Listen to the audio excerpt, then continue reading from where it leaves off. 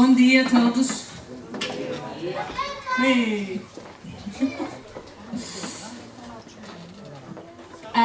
Queria ser sincero esta manhã. Na verdade, estamos a olhar o livro de Marcos, o Evangelho de Marcos, e quando o pastor Joel decidiu quem vai pregar sobre qual passagem, eu tentei trocar com ele. Porque há passagens que às vezes lemos e eu quero pregar sobre isso, eu quero ensinar isso porque é muito fixe, e outros em que sentimos um pouco mais desconfortável. Mas isso, sabes, acho que Deus trabalha através desse processo. E Ele me abençoou muito e foi desconfortável, mas de uma boa maneira. Aprendi muito mais sobre Ele ao preparar este estudo e a forma que me abençoou, espero que vai abençoar vocês esta manhã. Então eu vou orar e depois vamos começar. Ó Deus, obrigada pela Tua Palavra. Obrigada que nós acreditamos que Tua Palavra, toda a Tua Palavra, é escrita por Ti e é totalmente verdade. E até as partes em que temos de investigar mais e de primeira vista não entendemos, Senhor. Obrigada porque realmente nós queremos conhecer-te mais e a maneira que fazemos isso é através da Tua Palavra. Então, fala conosco esta manhã, Senhor. Ajuda-nos a entender quem Tu és mais e por que estamos aqui e o que Tu queres de nós. Amém. Então, qual é a pergunta que vocês acham que é mais importante sobre a vida que precisamos responder? Quem sou eu? Por que estou aqui? Como devo viver? Para onde estou indo? Ou qual é o meu propósito da vida? O Mark Twain, ele é um escritor americano, ele diz que os 2 dias mais importantes da tua vida são o dia em que nasces e o dia em que descobres o porquê.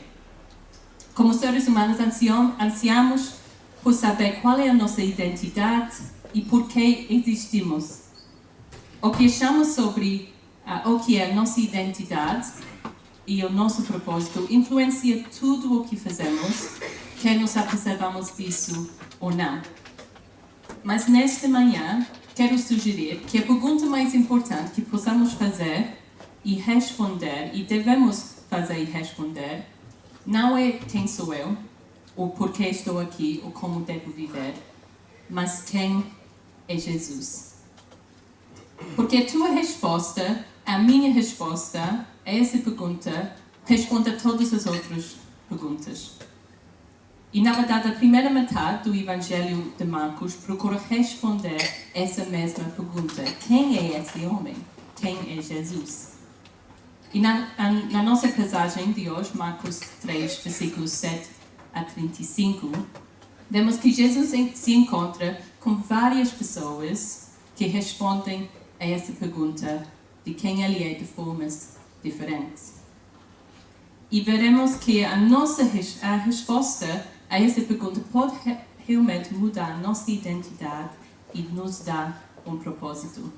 Então vamos ler a passagem juntos agora, é Marcos 3, versículos 7 a 35, se vocês querem encontrá-lo no dia.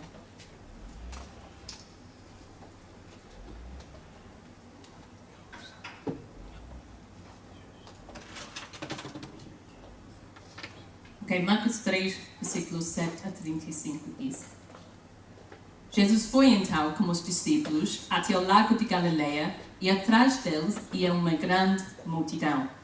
Veio gente de Galileia, da Judeia, de Jerusalém, da Idumeia, da outra banda do rio Jordão e dos arredores das cidades de Tiro e de Sidom. Todas aquelas pessoas foram ter com Jesus porque tinham ouvido tudo o que ele fazia.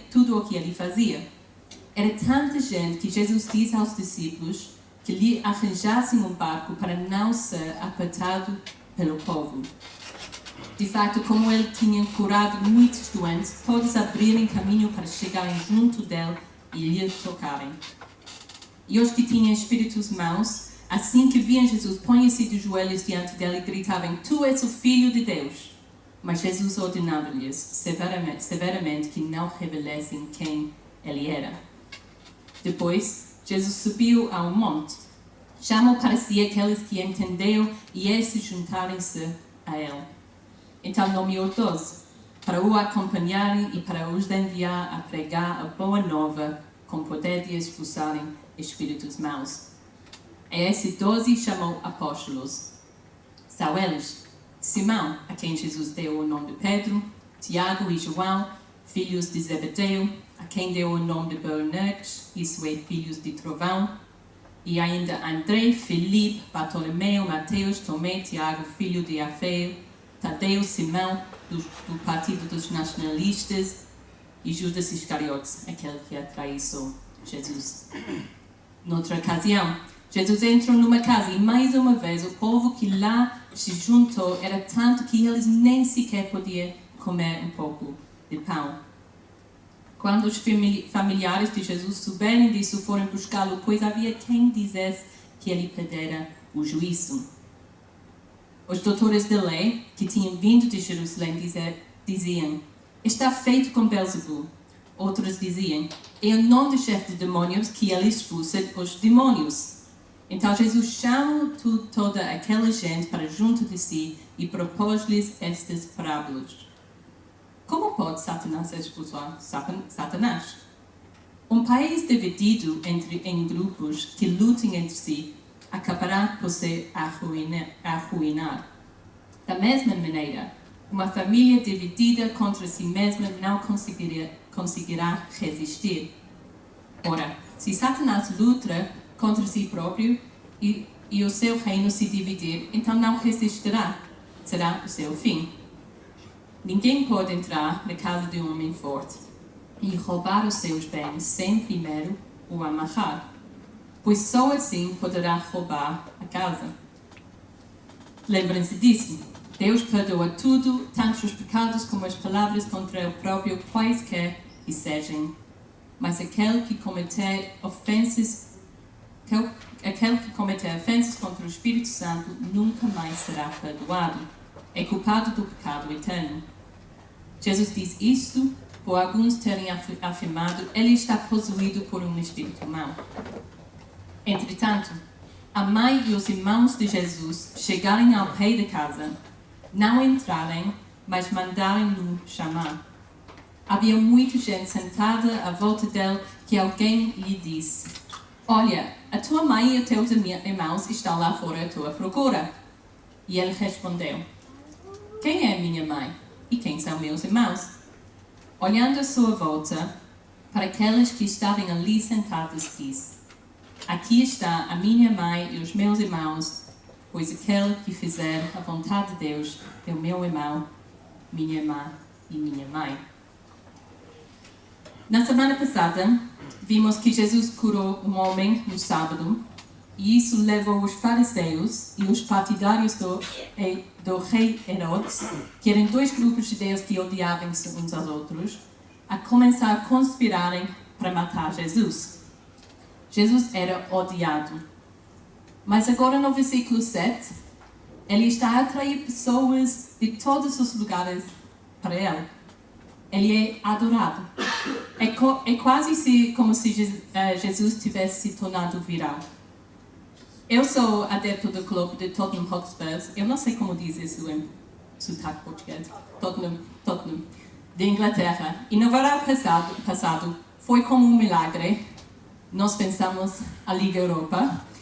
E poucos dias depois, houve um desfile nas ruas ao redor do estádio. E foi um caos.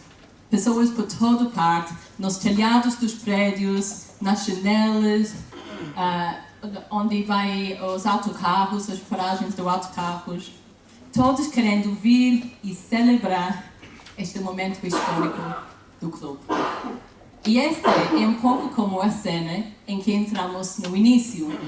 As ruas estão cheias. A fama de Jesus se espalhou à medida que as pessoas ouvirem falar de tudo o que ele fez. Eles querem conhecê-lo, eles querem aproximar-se dele, eles querem ver milagres, na esperança que ele também possa fazer algo para eles, se calhar curá-los. Mais tarde, na passagem, e não sabemos se isso é o mesmo dia ou outro dia, nos versículos 22 a 30, alguns líderes religiosos chegam de Jerusalém. O Evangelho de Marcos nos diz que estes líderes veem Jesus a expulsar um demônio, e aqui em versículo 22, para tentar explicá-lo, eles declaram que Jesus está possuído por um espírito maligno e que os seus poderes são satânicos. Jesus responde basicamente dizendo que o argumento deles não faz sentido, pois Satanás estaria a destruir a si mesmo. E ele termina esta sessão com os líderes religiosos com a declaração no versículo 29 de que aquele que cometer ofensas contra o Espírito Santo nunca mais será perdoado, é culpado do pecado eterno. Não temos tempo para analisar isso hoje, mas a razão por isso é porque há algumas semanas atrás o pastor Joel falou sobre esta ideia do pecado que não pode ser perdoado. Então, se vocês querem saber mais, realmente recomendo que vocês usem isso, porque ele falou muito sobre isso. Mas por hoje, o que vemos é que os líderes religiosos decidirem que Jesus é mau, ele está possuído e ele deve ser detido. Eles estão cegos para a verdade e afirmam o que vem de Deus, o que Deus faz, no parecer deles, vem de Satanás. Nesta passagem, vemos a mesma situação acontecendo várias vezes. Jesus está rodeado e molestado, seja por pessoas que querem milagres, seja pessoas que estão a dizer que ele é mau ou maligno. E agora, acima de tudo isso, a família de Jesus fez uma viagem de 2 dias de Nazaré a Cafarnaum para levá-lo para casa, porque acham que ele enlouqueceu. A família de Jesus acha que o seu ministério está a afetar o seu bem-estar. E como sabemos isso? Porque no versículo 20, lemos que tantas pessoas estão a ir até Jesus que ele e seus discípulos não têm tempo para comer. A família de Jesus, finalmente, eles conseguem passar uma mensagem para ele em versículo 31. E foi neste contexto de ser atormentado e cercado de pessoas querendo milagres, chamando ele de louco e satânico, que Jesus responde ao pedido deles para vê-lo. E nos versículos 33 a 35, Jesus diz: quem é a minha mãe e quem são os meus irmãos? Olhando à sua volta para aqueles que estavam ali sentados, disse: aqui está a minha mãe e os meus irmãos, pois aquele que fizer a vontade de Deus é o meu irmão, minha irmã e minha mãe. Bom, pense nesta afirmação por um momento. Isso deve ter sido como um soco no estômago para a mãe e os parentes de Jesus. Na cultura judaica de 2000 anos atrás, a família era fundamental. Podemos pensar que hoje em dia a família é importante, mas na época de Jesus era outro nível. A tua família determinava onde moravas, quem eras, o teu lugar na sociedade, o teu trabalho, a pessoa com quem te casavas e o Deus que adoravas. A família e os laços de sangue estavam acima de tudo.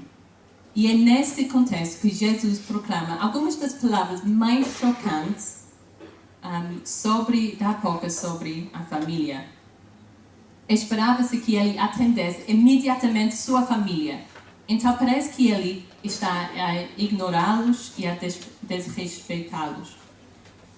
Mas eu acho que o que Jesus está a fazer aqui é usar a oportunidade para compartilhar uma verdade fundamental sobre o reino de Deus.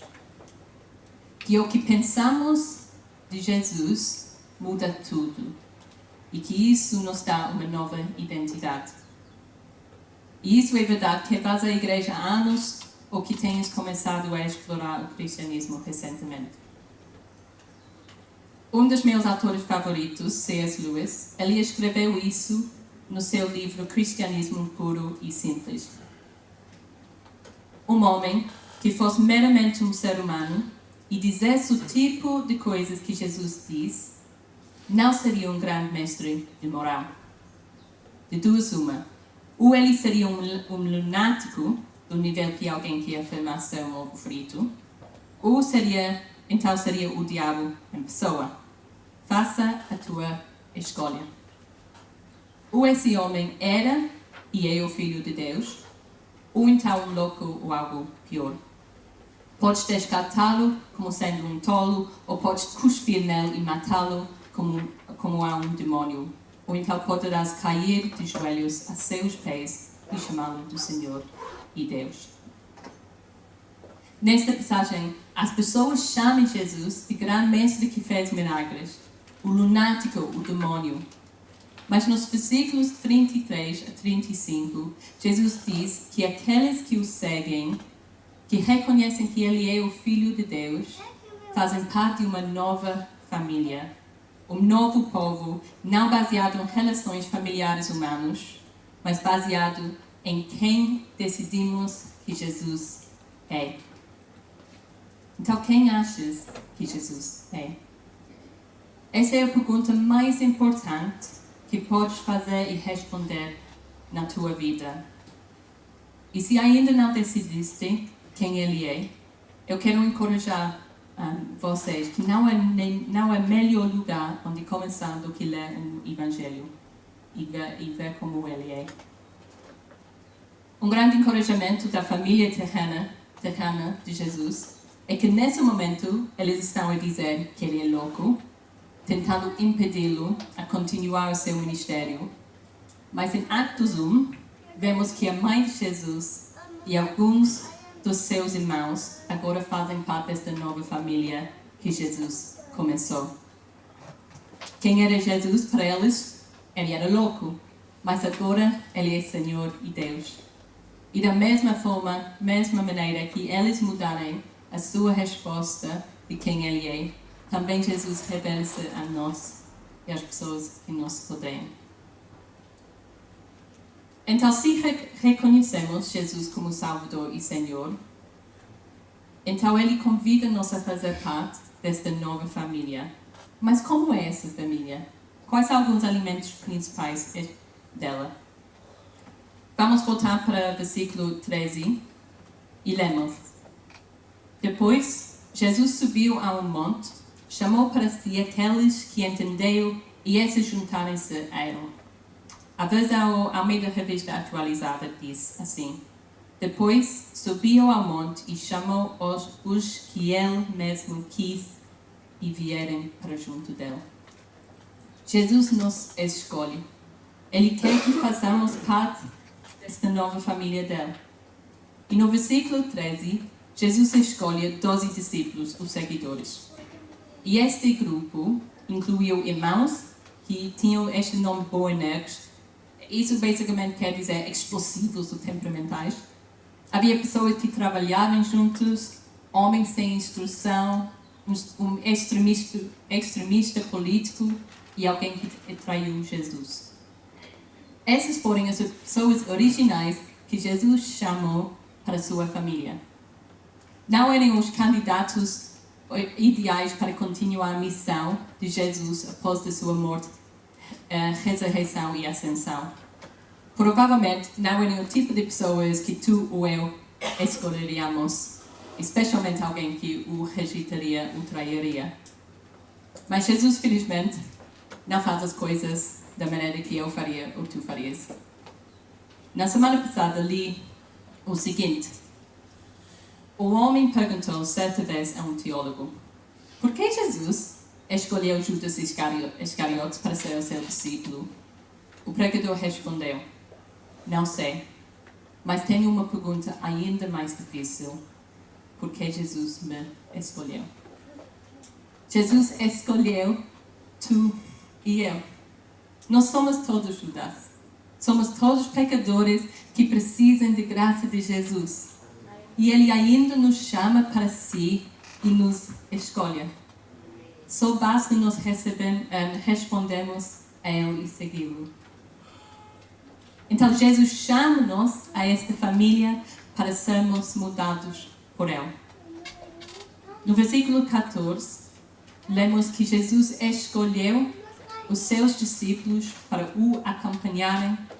E no versículo 34, Jesus chama para a sua família aqueles que ali estavam sentados.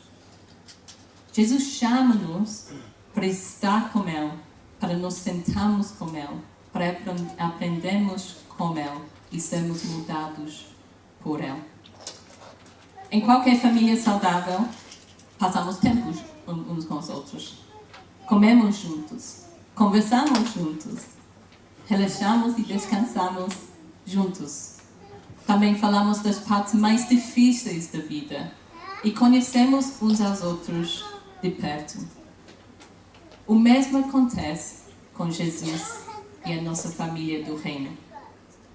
Ele quer passar tempo conosco, ter um relacionamento real e pessoal conosco, para que partilhamos intimamente da sua vida e para conheçamos e partilhamos as nossas vidas uns com os outros.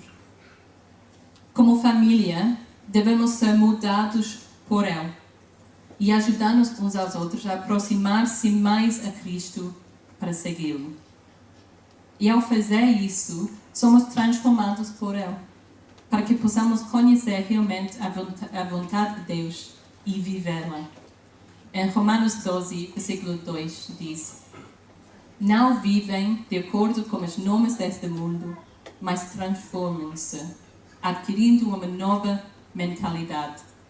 Assim compreenderão qual é a vontade de Deus, isto é, o que é bom, o que lhe é agradável e o que é perfeito.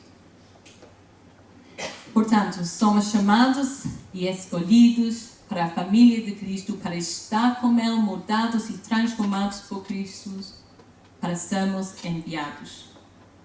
Os versículos 14 e 15 dizem que Jesus nomeou 12 para o acompanharem e para os enviar a pregar a boa nova com poder de expulsarem espíritos maus.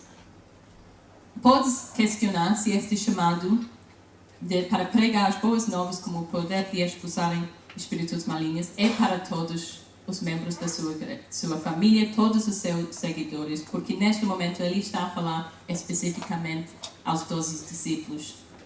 E essa é uma pergunta importante de interpretação. Então, como podemos saber? Vamos ver o contexto um pouco maior, mais geral.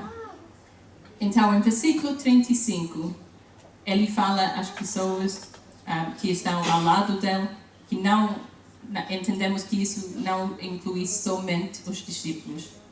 E ele diz: Pois aquele que fizer a vontade de Deus é o meu irmão, a minha irmã e minha mãe. A visão de Lucas deste evento ajuda-nos a entender um pouco mais o que quer dizer fazer a vontade de Deus. Quando ele escreve em Lucas 8, versículo 21, a minha mãe e os meus irmãos são aqueles que ouvem a palavra e a praticam. Fazer parte da família de Jesus não é uma relação passiva em que apenas nos sentamos, ouvimos, aprendemos dele e de um e outro e deixamos os líderes a fazer o trabalho. É uma relação em que pomos em prática as palavras de Jesus.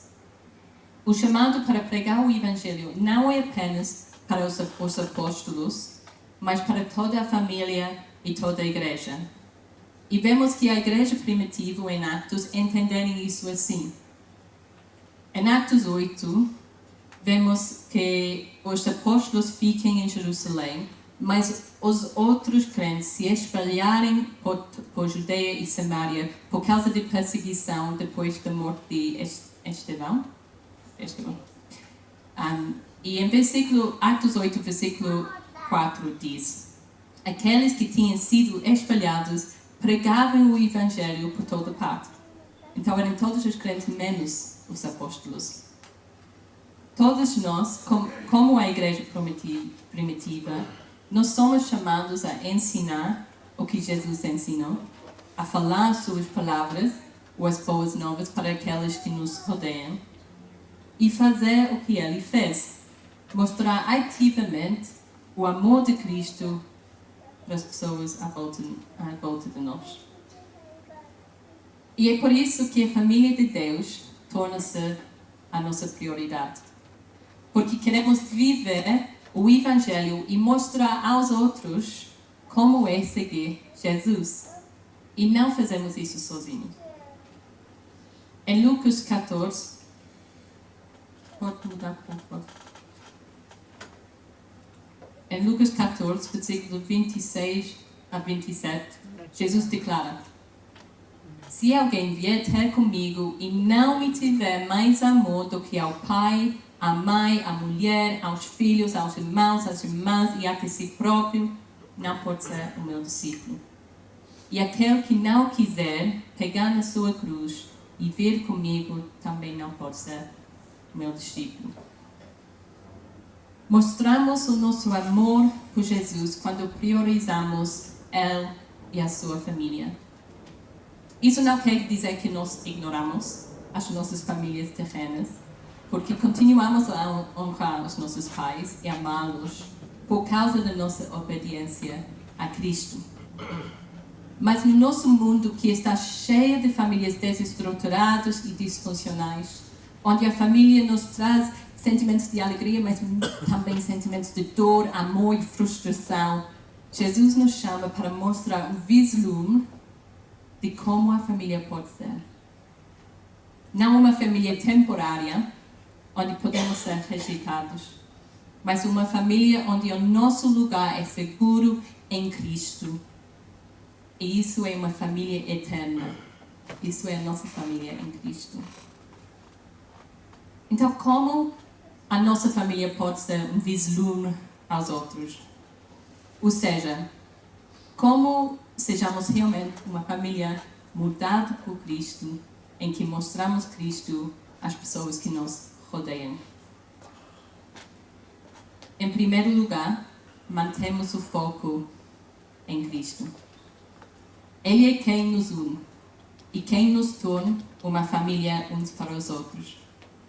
Isso significa que pertencemos a Jesus e uns aos outros por causa de quem é Jesus. Não porque temos a mesma idade, o mesmo background, gostamos das mesmas coisas, somos do mesmo país ou torcemos pelo mesmo clube de futebol. Não porque nunca discordamos ou somos da mesma família terrena, ou temos crenças políticas semelhantes ou apoiamos o mesmo partido, ou somos amigos há muito tempo. Essas coisas podem criar um sentimento de proximidade uns com os outros, mas não fazem nenhuma diferença para sermos uma família. E às vezes focar nessas coisas até podem impedir-nos de sermos uma família uns para os outros. Jesus não criou uma família de cliques ou grupos, mas uma família unida nele, de diferentes backgrounds, com diferentes temperamentos, personalidades, idades e interesses. Então, se a única coisa que eu tenho em comum com outro irmão ou irmã é Cristo, então eles ainda são os meus irmãos e irmãs. Eu sou chamado a ter um relacionamento com eles e conhecê-los, cuidar deles, ser fiel a eles, perdoá-los e amá-los. E é o mesmo por todos nós. Em segundo lugar, se esta é a nossa nova realidade, e não apenas palavras bonitas que dizemos, que realmente somos uma família, então somos chamados a cultivar intencionalmente essas relações, a incluir os outros, e não apenas aqueles que são como nós. Uma das coisas que mais me desafiou, enquanto preparava esta pregação, foi a ideia de que se precisamos ser amigos dos nossos irmãos e irmãs em Cristo, E estou a falar especificamente do nossa família aqui local do CFC, porque não podemos ser amigos de todos os cristãos no mundo. Há bilhões. Mas nos últimos 10 anos, eu tenho trabalhado com jovens, ambos aqui e no Reino Unido. E tive inúmeras conversas com pessoas que lutam para construir um relacionamento com alguém que é diferente deles. Ou que sentem que não podem ser amigos desta pessoa. E não acho que esse é um sentimento exclusivo dos jovens, mas talvez eles sejam mais honestos nesse sentido. E nessas conversas, eu digo muitas vezes, não precisa ser o melhor amigo deles, mas é chamado a amá-los. E ainda concordo com isso, mas o que isso quer dizer? É óbvio que nos damos mais naturalmente com algumas pessoas do que outros. Mas só porque eu não serei o melhor amigo com alguém, isso significa que posso dizer olá e cumprimentar, dar beijinhos e pronto, nada mais. Isso é ser família. Christopher Heuertz, um autor cristão americano, escreveu: a amizade é a base da comunidade. Precisamos do dom de amizade para que as nossas vidas se entrelacem.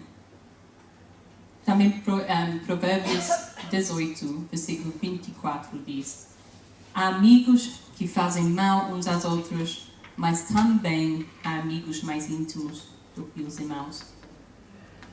Somos uma família, e isso significa que somos chamados à amizade uns com os outros. Com isso eu quero dizer, passar tempo juntos, construir confiança e compreensão mútua. Devemos buscar um relacionamento com outros irmãos e irmãs, mesmo que seja desafiador, para nos incluirmos uns aos outros. E é desafiador. Por quê?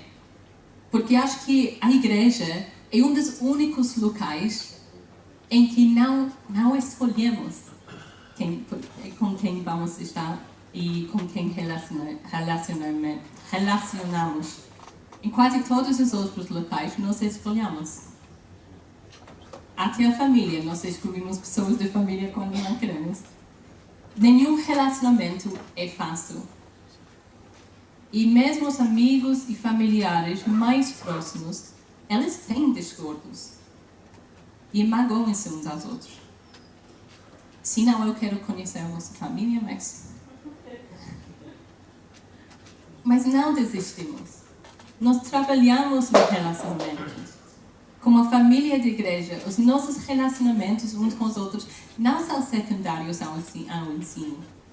Mas Deus usa-os para nos ajudar a ir crescer no nosso relacionamento com Ele. Então, se acreditamos que Jesus é o Filho de Deus, então Ele chama-nos para a sua família, estamos unidos nele e chamados a ultrapassar as barreiras de família e amizade e a desenvolver os nossos relacionamentos uns com os outros, para realmente sermos uma família para os outros. Não sei se vocês conhecem os séries de televisão Friends. Acho que foi o mais conhecido show de televisão enquanto eu cresci. Mas eles têm a música, não sei, é conhecido aqui? Quando começa já sei. Então, diz estas palavras: estarei ao teu lado quando a chuva começa a cair, estarei ao teu lado como sempre estive, estarei ao teu lado porque tu também estás ao meu lado. Nós somos uma família, escolhidos, mudados e unidos em Cristo. E como esta canção fala, o que isso quer dizer? Que nós somos comprometidos uns com os outros, nos altos e baixos da vida, para termos estas relações profundas uns com os outros. Isso é a nossa resposta à pergunta de Jesus ser o nosso Senhor e Deus. Quero terminar com duas perguntas para refletirmos fazemos agora, mas também esta semana. Isto é, como estamos a cultivar intencionalmente os nossos relacionamentos com os nossos irmãos? E quero falar especificamente além das atividades organizadas pela igreja. E se calhar podemos pensar em alguém que não sentimos assim que temos muito em comum, ou muito afinidade. E segundo, como podemos estar presentes para os nossos irmãos e irmãs em Cristo esta semana? Eu vou deixar 30 segundos para, um minuto, não sei, para as pessoas orarem e refletirem sozinhas e depois eu vou orar. Okay?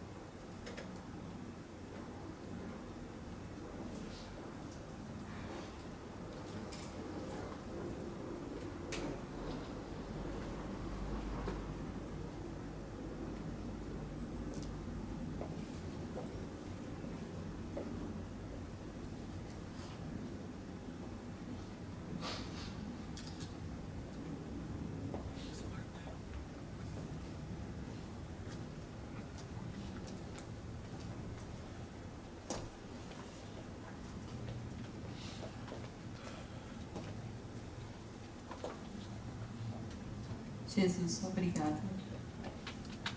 Obrigada porque tu, na tua morte e ressurreição e ascensão, tu começaste uma nova família. Uma família que está unida em ti, centrada em ti, moldado por ti, transformado por ti e enviado por ti. E tu nos chamas para nós pomos a tua família como a nossa prioridade. Mas muitas vezes, para sermos sinceros, nós lutamos nisso. Ainda vemos a família, a nossa família de sangue, a nossa família terrena como mais importante. Ou os nossos amigos. Estamos contentes de fazermos parte, muitas vezes, de uma família que se reúne nos domingos, ou no pequeno grupo. Ajuda-nos, Deus. Ajuda-nos a termos a perspectiva de família que tu queres que nós tenhamos. Uma família que realmente está comprometido uns com os outros. Uma família em que realmente temos relações profundas uns com os outros e não somente com as pessoas que estão mais semelhantes a nós na congregação. E quando isso é um desafio para nós, porque vai ser um desafio às vezes, que vamos a ti, que nós falamos contigo sobre isso, que pomos aos teus pés as dificuldades que tenhamos para que possamos superá-las, para que possamos criar essas relações. E ao fazer isso, possamos mostrar ao mundo um vislumbre de uma família realmente unida e realmente diferente, onde o nosso lugar é seguro.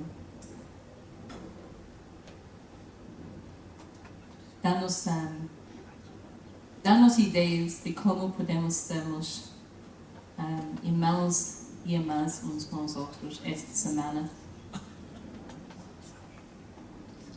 Ajuda-nos, Senhor, porque queremos que a nossa igreja realmente mostre as pessoas ao nosso lado que que a nossa fé em Ti, de quem Tu és, Jesus, faz toda a diferença.